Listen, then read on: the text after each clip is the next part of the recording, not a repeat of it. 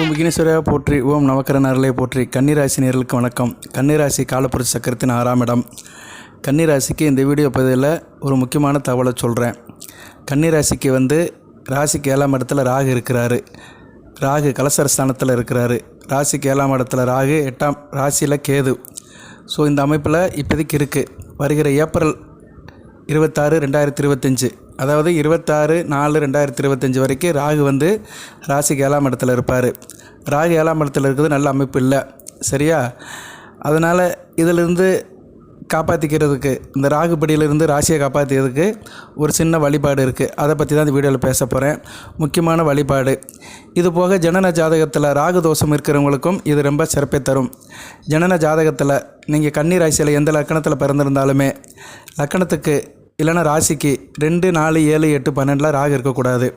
குறிப்பாக 2ஆம் இடம், 4ஆம் இடம், 7, 8 இருக்கக்கூடாது. தன குடும்ப வாக்குஸ்தானம், சுகஸ்தானம், கலஸ்தரஸ்தானம், மாங்கல்யஸ்தானம் இதில் ராகு இருக்கக்கூடாது. கேது இருந்தால் கூட பரவாயில்ல, ராகு இருக்கக்கூடாது. இந்த அமைப்பு இருந்துச்சுன்னா வாழ்க்கையில் அந்த அளவுக்கு ஏற்றம் இருக்காது, வாழ்க்கையில் ஒரு முன்னேற்றம் இருக்காது, காரிய தடைகள் நிறைய இருக்கும். இது யாராக இருந்தாலும் சரி, நீங்கள் கன்னி ராசியாக இருந்தாலும் சரி, உங்கள் வீட்டில் மற்றவங்க வேறு ராசியில் பிறந்திருந்தாலும் சரி, ஜனன லக்கணத்துக்கு 2, 4, 7, 8 ராகு இருக்கக்கூடாது. அதுபோக ராகு தசை நடக்கிறவங்களுக்கும் அது பெரிய ஒரு இதை கொடுக்கும், இடைஞ்சலை கொடுக்கும், பிரச்சனையை கொடுக்கும், ஒரு அபிவிருத்தியை கொடுக்காது, காரிய தடங்களை கொடுக்கும், சொந்த பந்தத்தில் ஒரு இழப்பை கொடுக்கும், பிரிவை கொடுக்கும். இப்போ கன்னி ராசியில் பிறந்தவங்களுக்கு ராகு திசை நடக்கும். ஒரு 35-40 வயதுக்கு உட்பட்டவர்களுக்கு ராகு திசை நடக்கும். அவர்களுக்கு இந்த வீடியோ ரொம்ப முக்கியமாக இருக்கும். அதுபோக ராகு தோஷம் இருக்கிறவர்களுக்கும் இது ஒரு சிறந்த ஒரு பரிகாரத்துக்குள்ள அமைப்பாக இருக்கும். ஏன்னா அதை நம்ம சரி பண்ணிக்கலாம். அது எப்படி சார் அப்படின்னோம்னா, வர்ற ஆகஸ்ட் 8ஆம் தேதி, வர ஆகஸ்ட் 8 வியாழக்கிழமை, ஆடி 23ஆம் தேதி வளர்பிறை சதுர்த்தி. சதுர்த்தினா 4வது திதின்னு அர்த்தம், சரியா?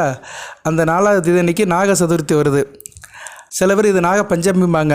ஆனால் பஞ்சமிங்கிறது கருட பஞ்சமி தான் ரொம்ப முக்கியம். ஏன்னா கருடனை மையப்படுத்தி நடக்கிறது தான் கருட பஞ்சமி. நாக பஞ்சமின்னு சில பேர் சொல்லுவாங்க. ஆனால் நம்ம வேத ஜோதிடத்தில் நாக சதுர்த்தின்னு தான் சொல்கிறோம், சரியா? அதுக்கு ஒரு காரணமும் இருக்குது. நாகர் தலைவன் காளிங்கனை கிருஷ்ண பரமாத்மா வலம் பண்ணது அந்த நாக சதுர்த்தி அப்படின்னு புராணத்தில் சொல்லியிருக்காங்க. அதுபோக அதில் ஒரு கதையும் இருக்குது. அது கர்ண பரம்பரை கதை, செவி வழி கதை. ஒரு பெண்ணு தான் உடன் பிறந்த அண்ணங்களுக்கு 7 பேருக்கு சாப்பாடு கொண்டு போயிருக்கிறா. அந்த காலத்தில் வயக்கா வரப்போலே தானே போவாங்க. அந்த பொண்ணு சாப்பாடை அந்த பாத்திரத்தை தலையில் வச்சு கொண்டு போயிருக்கா. மேலே எதுவும் மூடலை, ஓப்பனாகவே கொண்டு போயிருக்கிறா. அப்படி போகும்போது வானத்தில் கருடன் ஒரு பாம்பை பிடிச்சிட்டு போயிருக்கு. கருடன் எப்போயுமே பாம்பை தூக்கிடும். அப்படி தூக்கிட்டு போகும்போது கருடனுடைய கால் விரல் அழுத்தத்தால் பாம்பு விஷத்தை கக்கிருச்சு. அந்த சர்ப்பம் விஷத்தை கக்கிறதுனால அந்த விஷத்துளிகள் அந்த சாப்பாடில் பட்டுருச்சு. இந்த பூமியில் இந்த பிள்ளை சாப்பாடு கொண்டு போகிறால, அந்த சாப்பாடெல்லாம் அந்த விஷத்துளியில் பட்டு சாப்பாடு விஷமாயிருச்சு. இதை தெரியாமல் சாப்பிட்ட அண்ணன்மார்கள் அந்த 7 பேருமே மரணம் அடைஞ்சிட்டாங்க. இந்த பிள்ளைக்கு ரொம்ப சங்கடமாக போச்சு. உடனே சிவபெருமானை நோக்கி தவம் இருந்திருக்கா. அவளுக்கு தாய் தப்பம் கிடையாது, சிவனை சக்தியும் தான் தாய் தந்தையாக நினச்சி அவள் வழிபட்டு இருந்திருக்கிறா. உடனே தாய் தந்தையை கும்பிட்டுருக்குறா. இன்னும் இப்படி ஆயிடுச்சு, எனக்கு யாரும் இல்லையா, நானாக தான் ஆகிட்டேனே, எங்கள் அண்ணன் தம்பி எல்லோரும் போயிட்டாங்களே, 7 பேர் என்னை விட்டு இருந்துட்டாங்களே அப்படின்னு சிவசக்தியை நோக்கி அவள் தவம் இருந்திருக்கா. தவம்னா என்ன, வழிபாடு பண்ணியிருக்கிறா. தவம்னா வருஷக்கணக்கில் இருக்கணும் கிடையாது. நல்ல உள்ளங்கள், நல்ல ஜீவன்கள் 1 நிமிஷம் கூப்பிட்டாலுமே இறைவன் கேட்கும். அது ஒரு இயல்பு, இயற்கை நீதி. அவருடைய பக்தி அந்த அளவுக்கு இருந்திருக்கு, தவ வலிமை. அவள் பக்தியை மிச்சி சிவனும் பார்வதியும் அவள் கண்ணுக்கு முன்னாடி தோண்டி சொல்லியிருக்கிறாங்க, நீ நாகத்துக்கு விரதம் இருமா, நாக சதுர்த்தி அன்றைக்கி விரதம் இருந்தேன்னா உங்கள் அன்னைமாரெலாம் திருப்பி வந்துடுவாங்க அப்படின்னு சொல்லி அவங்ககிட்ட போயிருக்கிறாங்க.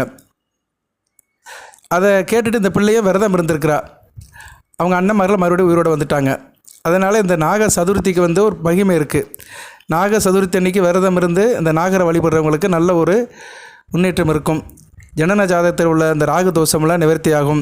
திருமண காரியம் கைகூடும், புத்திர பாக்கியம் கிடைக்கும், வாழ்க்கையில் சில சௌபாக்கியம் ஐஸ்வர்யம் கிடைக்கும். ராகு திசை நடக்கிறவர்களுக்கு மிகச்சிறப்பாக பார்க்கப்படுகிறது.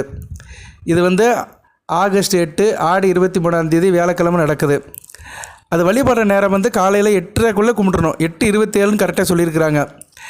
ஏன்னா அந்த நாகர்களுக்கு வந்து சக்தியே வந்து அதிகாலையில் தான் இருக்கும். சூரிய உதயத்துக்கு முன்னாடி தான் அந்த நாகர்களுக்கு சக்தி அதிகமாக இருக்கும். அதனால் அந்த நாக வழிபாடை வந்து நம்ம காலையில் 8:30 மணிக்குள்ளே கும்பிட்டுறணும். பக்கத்தில் இருக்கிற கோயில் விநாயகர் கோயிலுக்கும் போகலாம், சிவ ஆலயத்துக்கும் போகலாம், இல்லைனா அம்மன் ஆலயத்துக்கும் போகலாம். எல்லா இடத்துலையுமே நாகர் இருக்கும். ஏன்னா நம்ம சைவ மதத்தில் எல்லா கடவுளுக்குமே நாக சம்மந்தம் இருக்குது, பாம்போட சம்மந்தம் இருக்குது. பரமசிவன் கழுத்தில் சூட்டியிருக்கிறாரு, வாசுகிங்கிற பாம்பை கழுத்தில் சூட்டியிருக்கிறாரு. அம்பாள் கருமாரியோ அம்மனோ எல்லா அம்மனுக்குமே வந்து தலையில் கிரீடம் நாகர் இருக்குது, 5 தலை நாகர் இருக்கும்.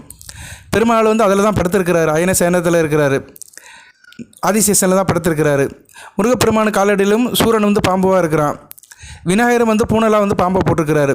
ஸோ இந்து மத கடவுள்கள் சிவன், சக்தி, பெருமாள், முருகப்பெருமான், விநாயகர், குறிப்பிட்ட முக்கியமான 5 கடவுளுக்கும் நாகர் சம்மந்தப்பட்டு தான் இருக்கிறாரு. அந்த சர்ப்பம் சம்மந்தப்பட்டு தான் இருக்குது. அதனால் இந்த 5 தெய்வங்களை கும்பிடலாம். நமக்கு வந்து எளிமையானது அப்படின்னா விநாயகர் பெருமானை கும்பிடலாம். ஏன்னா அவருக்கு 2 பக்கமும் சர்ப்ப கரங்கள் இருக்கும். அதனால் நீங்கள் போய் விநாயகர் கோயிலில் போய் விநாயகர் பெருமானை கும்பிட்டு சர்ப்ப சாந்தியை பண்ணிட்டு வந்துடுங்க. ஒன்றும் பண்ண வேண்டாம். அந்த விநாயகருக்கு வந்து பூஜை பண்ணிவிட்டு அவர் நமஸ்காரம் பண்ணிவிட்டு அவர் நாமத்தை சொல்லிவிட்டு அந்த சர்ப்பகரங்களுக்கு உங்கள் இஷ்டப்படி பூ வைக்கலாம். பூஜை நடந்துச்சுன்னா அதுக்கு வந்து பால் கொடுக்கலாம், அபிஷேக பொருள் கொடுக்கலாம். பூஜைலாம் முடிஞ்சு போச்சு சார் அப்படின்னா நீங்கள் என்ன பண்ணலாம்னா, அங்கே தனியாக அரச மரத்துக்கு கீழே நாகர் சிலையெல்லாம் இருக்கும், பிரதிஷ்டை பண்ணி வச்சுருப்பாங்க. நிறைய பேர் நேர்த்திக்கடனுக்காக கூட வாங்கி வச்சுருப்பாங்க. அந்த சிலைகளுக்கு பால் ஊற்றலாம். நிறைய சிவன் கோயிலெலாம் இருக்குது, நிறைய சிவன் கோயிலெலாம் அந்த பாரம்பரியம் இருக்குது. மதுரையில் இன்மையில் நன்மை தருவார் கோயிலில் பக்கத்துலேயே வந்து ஒரு கோமாடம் இருக்குது. அங்கே வந்து அதை பால் வாங்கி ஊற்றுவாங்க. நிறைய ஊரில் இருக்குது, பக்கத்தில் கோமாடம் இருக்கும், பசு மாடம் இருக்கும், அங்கே பால் வச்சுருப்பாங்க, பாலை விற்பனை கொடுப்பாங்க. அதை வந்து அந்த பாலை வாங்கி கூட அந்த நாகர் சிலைக்கு ஊற்றலாம். குங்குமம், மஞ்சள் வைக்கலாம். சில இடத்துல அம்மன் கோயிலில் முட்டை கூட வைக்கிறாங்க. மதுரை செல்லத்தம்மன் கோயிலில் தனியாக ஒரு நாகர் சன்னதி இருக்குது. அம்மன் மூலவர் அம்மன் செல்லத்தம்மனுக்கு இடது பக்கம் தனியாக அந்த சன்னதி இருக்குது. அங்கே முட்டையெல்லாம் வைப்பாங்க பெண்கள். வெள்ளிக்கிழமை ராகுவலியில் கும்பிடும்போது வைப்பாங்க, மஞ்சள் குங்குமம்லாம் வச்சு வைப்பாங்க. நான் உதாரணத்துக்கு சொல்கிறேன், சரியா? நான் கண்ட சில இடங்களை சொல்கிறேன் நான். ஆனால் எல்லா இடத்துலையுமே இருக்குது. மதுரை தெப்பக்குளம் மாரியம்மன் கோயிலையும் முன்னாடி நாகர் சிலை இருக்குது. மடப்புறம் மாரியம்மன் கோயிலையும் நம்ம பிரகாரம் சுற்றி வரும்போது நாகர் சிலை இருக்குது. ஸோ அம்மன் கோயில் பெரும்பாலும் அந்த நாகர் சிலை இருக்கும். அப்படி அம்மன் கோயில் பக்கத்தில் இல்லாதவங்க விநாயகர் கோயிலுக்கு போங்க, சிவன் கோயிலுக்கும் போகலாம். சரி, இதெல்லாம் உங்கள் சாய்ஸ் தான். பட் வந்து காலையில் 8:30 மணிக்கு போயிருங்க. வியாழக்கிழமை ஆடி 23ஆம் தேதி ஆகஸ்ட் 8ஆம் தேதி 8:30 மணிக்குள்ளே நீங்கள் அந்த கோயிலுக்கு போய்ட்டு பூஜையை முடிச்சுட்டு நீங்கள் வேலை வெட்டியை பாருங்கள், தொழிலை பாருங்கள், வியாபாரத்தை பாருங்கள். உங்களை அறியாமல் உங்கள் ஜாதகத்தில் நாகதோஷம் எது இருந்துச்சுன்னா உடனே அது வந்து தீர்ந்து போயிடும். ஏன்னா நாக சதுர்த்திங்கிறது வருஷத்தில் ஒரு தடவை தான் வரும். ஆடி அமாவாசைக்கு பின்னாடி வளர்பிறை சதுர்த்தி தான் நாக சதுர்த்தி. இது ஆக்சுவலாக ஆவணி மாதம் தான் வரும். இந்த வருடம் ஆடி மாதமே வருது. ஓகே, இதுக்கு மறுநாள் வந்து கருட பஞ்சமி, பெரிய திருவடி. கருட பஞ்சமிங்கிறது வந்து கருடாழ்வார் பெருமாளோட வாகனம். பெருமாளுக்கு வாகனம், கூப்பிட்ட குரலுக்கு வருவேன் என்பான், கீதையிலே அவன் கண்ணன் வந்து வாய்வை காட்டிலே வேகமாக வருவார். அழைத்து விடற்கு ஒருவர் வந்து திருமால் தான், காக்கும் கடவுள் அல்லவா. அதனால் அவருடைய வாகனம் கருடனுக்கு அன்றைக்கி உகந்த நாள் கருட பஞ்சமி, கருடன் அவதரித்த நாள். ஆனால் கருடனுடைய நட்சத்திரம் வந்து ஆடி சுவாதி நட்சத்திரம் தான். அது வந்து அங்கிட்டு 2 நாள் கழித்து வருது.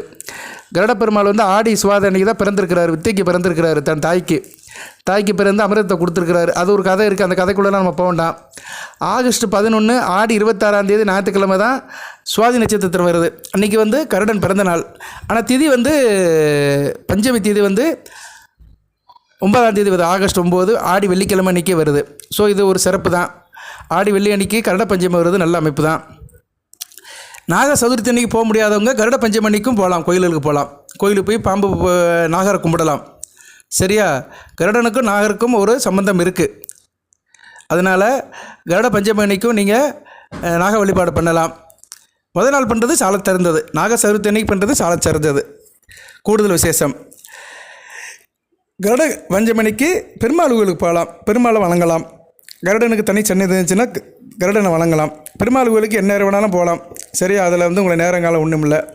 அந்த பஞ்சமி தேதி இருக்கும்போது போகணும். அது மதியம் வந்து 3:50 வரைக்கும் இருக்குது. பஞ்சமி தேதி வந்து வெள்ளிக்கிழமை வந்து பஞ்சமி தேதி.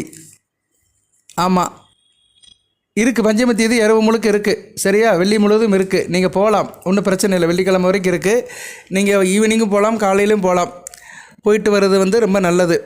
சரி நேயர்களே, இதில் வந்து முக்கியம் நாக சதுர்த்தி தான் வந்து கன்னி ராசிக்கு முக்கியம். ஏன்னா நாகம்ங்கிறது வந்து சர்ப்பம், ராகுவின் அடையாளமாக கருதப்படுகிறது. அதனால் இப்போதைக்கு ராசிக்கு 7ஆம் இடத்துல ராகு இருக்கிறாரு. சரியா? அதனால் நீங்கள் வந்து அந்த நாளை ஒரு நல்ல நாளை எடுத்து வழிபாடு பண்ணுங்கள். ஆடி மாதம் தான் வருது. ஆடியில் அம்மனை கும்பிடுறது ரொம்ப சிறப்பு தான்.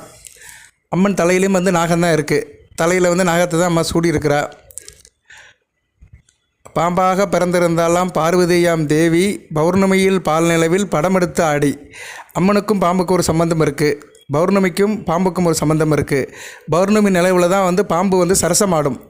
பௌர்ணமி நிலவில் அந்த உச்சி வேலைனா இரவு உச்சி வேலையில் அந்த 1 to 2, 2 to 3 இரவு நேரத்தில் காட்டில் பாம்புகள் வந்து தன்னை மறந்து படம் எடுத்து ஆடுறது வந்து அந்த பௌர்ணமி நிலாவெளியில் தான் அது வந்து சந்தோஷத்தை கொண்டாடும். அது வந்து இயற்கையின் அமைப்பு. அந்த அம்மனுடைய திருவருள் முழுமையாக அந்த பாம்புகளுக்கு கிடைக்கும். ஏன்னா பௌர்ணமி தான் வந்து அம்மன், சந்திரன் தான் அம்மன், சூரியன் வந்து சிவன். அதனால் அந்த அம்மனுடைய அருளையும் கிடைக்கும் உங்களுக்கு. கன்னி ராசிக்கு வந்து இந்த வீடியோவை நான் ஒரு சிறப்பு பதிவாக போடுறேன். நீங்கள் எவ்வளோ தான் வேலை பார்க்குறீங்க, தொழில் பண்ணுறீங்க, வியாபாரம் பண்ணுறீங்க, சம்பாதிக்கிறீங்க. சில பேர் சம்பாத்தியம் இல்லாமல் சங்கடப்படுறீங்க, காசு பணத்துக்கு சங்கடப்படுறீங்க. எல்லாத்துலேயும் சில கஷ்டங்களும் இருக்குது, நஷ்டங்களும் இருக்குது. இருந்தாலும் நம்ம வாழ்ந்துட்டு தான் இருக்கிறோம். கஷ்டம் நஷ்டம் இருந்தாலுமே நம்ம பிறந்துட்டோம், வாழ்ந்து தான் ஆகணும், ஒரு வழி இல்லை. அதுக்கு சில காரியங்களை செய்யணும். சில காரியங்களை வந்து சில நேரம் பார்த்து அந்த சூட்சுமம் பார்த்து செஞ்சிட்டோம்னா நமக்கு பிரச்சனை தீர்ந்து போயிடும். என்றைக்குமே வந்து ஒரு சிக்கலில் வந்து முடிச்ச மட்டும் அவுத்துட்டோம்னா அந்த சிக்கல் தீர்ந்து போயிடும். அந்த முடிச்சுக்கு பேர் தான் சூட்சுமம்னு சொல்லியிருக்கிறாங்க. அதனால் நீங்கள் வந்து கருட பஞ்சமிக்கு நீங்கள் பெருமாள் கோயிலுக்கு போகிறது ஒரு பக்கம் இருந்தாலுமே ஆகஸ்ட் 8ஆம் தேதி வியாழக்கிழமை காலையில் 8:30 மணிக்குள்ளே அந்த நாக வழிபாடு பண்ணுங்கள். நாக சதுர்த்தி அன்னைக்கு நாக வழிபாடு பண்ணுங்கள். இந்த சர்ப்ப சாந்தியை பண்ணினீங்கன்னா சிறப்பாக இருக்கும். திருநாகேஸ்வரம் காளஹஸ்தி பக்கத்தில் இருக்கிறவங்க அங்கேயே போகலாம். நாகருக்கு நிறைய கோயில் இருக்குது. சங்கரன் கோயில்லையும் நாகர் சன்னதி தான் தனியாக இருக்குது. பாம்பு புத்து இருக்குது. பாம்பு புத்துக்கும் பால் ஊற்றலாம். அது அங்கங்கே இடையில கோயிலில் இருக்கும், அம்மன் கோயிலில் இருக்கும், ஊற்றலாம். இதெல்லாம் வந்து நிறைய இருக்குது. ஒவ்வொரு ஊர்லேயும் ஒவ்வொரு வித ஐதீகத்தில் கோயில் இருக்கும். ஒவ்வொரு வழிபாட்டு முறைகள் மாறி இருக்கும். அந்த வழிபாட்டுக்கு முறைக்கு ஏற்ற மாதிரி நம்ம அந்த வழிபாடை செஞ்சோம்னா நமக்கு வந்து நல்ல பலன்கள் கொடுக்கும். முக்கியம் என்னென்னா அந்த 4 நட்சத்திரம் திதி அந்த நேரம், இதுதான் ரொம்ப முக்கியம். அன்றைக்கி பார்த்து நம்ம நல்ல காரியங்கள் பண்ணிக்கிட்டோம்னா நமக்கு நல்லது நடக்கும். நமக்குன்னா யாருக்கு? கன்னிராசி நேயர்களுக்கு. கன்னிராசி நேயருக்கு ஏன் அழுத்தி சொல்கிறேன்னா, இப்போ 7ஆம் இடத்துல ராகு இருக்குது. திருமண அமைப்பில் சில பிரச்சனைகள் இருக்குது. கணவன் மனைக்குள்ள சில பிரச்சனைகள், கான்ட்ராவர்ஷன், கருத்து வேறுபாடு, விட்டு போன கணவன் வருவானா இல்லை மனைவி வருவாளா, இந்த பிரச்சனை. அதுபோக ராகு திசை நடக்கிறவங்களுக்கும் பிரச்சனை தான். ஸோ இந்த பிரச்சனை தீர, குடும்பத்தில் ஒரு அமைதி நிலவ, கணவன் மனைவி உறவு மேற, புத்திர பாக்கியம் கிடைக்க, கூட்டு தொழில் நண்பர்கள் இவங்க விஷயத்தில் ஒரு ஏற்றமாக, சொந்த பந்த விஷயத்தில் ஒரு இணக்கம் வர, எல்லாத்துக்கும் வந்து இந்த நாக சதுர்த்தியை கொண்டாடுங்க. நாக சதுர்த்தி மறுநாள் கருட பஞ்சமி. நான் இந்த வீடியோ தலைப்பை வந்து அப்படி தான் போடுவேன், 2ஆக தான் போடுவேன். நாக சதுர்த்தி அண்டு கருட பஞ்சமி பலாபலன்களும் போடுறேன், பாருங்கள். சில நல்ல தகவல்களெல்லாம் நான் உங்களுக்கு அப்பப்போ எடுத்து சொல்கிறேன். அன்றைக்கி தேதிக்கு இறை வழிபாடு பண்ணுங்கள். மற்ற ராசியை காட்டிலும் கன்னி ராசிக்கு இது ரொம்ப முக்கியம். ஏன்னா கன்னி ராசிக்கு தான் 7ஆம் இடத்துல இருக்கிறாரு. அடுத்து பார்த்தோம்னா தனுசு ராசிக்கு 4ஆம் இடத்துல இருக்கிறாரு. தனுசு ராசி நேயர்களும் கும்பிடணும். நான் அதுக்கு தனியாக வீடியோ போட்டுருவேன். உங்கள் குடும்பத்தில் யாரும் தனுசு ராசி இருந்தாங்களோ அவங்ககிட்ட இந்த தகவலை சொல்லுங்கள். உங்களை வேண்டியவங்ககிட்ட யாரும் வேண்டியவர்கள் தனுசு ராசி இருந்தாலும் சொல்லுங்கள். அதுபோல் கும்பராசியும் கும்பிடணும். ஏன்னா கும்பராசிக்கு 2ஆம் இடத்துல இருக்கிறாரு.